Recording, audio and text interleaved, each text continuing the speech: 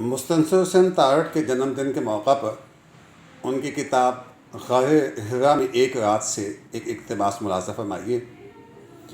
اور جب اس غار تمنا میں قدم رکھنے سے پیشتر میں دوحہ قطر کا ایوارڈ ایک ادیب کی حیثیت سے وصول کر رہا تھا تو مجھ سے کہا گیا کہ میں اپنے فلسفہ فن کے بارے میں کچھ ارشاد کروں۔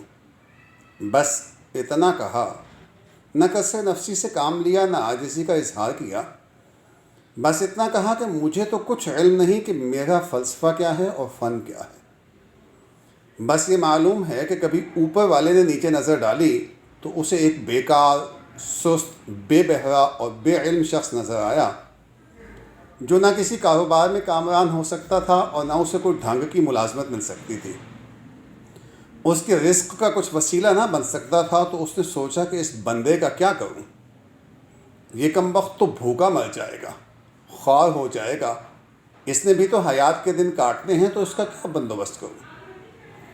تو کیوں نہ اسے وقتی طور پر کچھ عزت عطا کر دوں، تھوڑی سی شہرت اس کے نام کر دوں، بے شک یہ اس کے قابل نہیں ہے تاکہ یہ زندگی گزار سکے، تو اس کے سوا نہ کوئی فن ہے اور نہ کوئی فلسفہ، بس ایک عنایت کی نظر ہے۔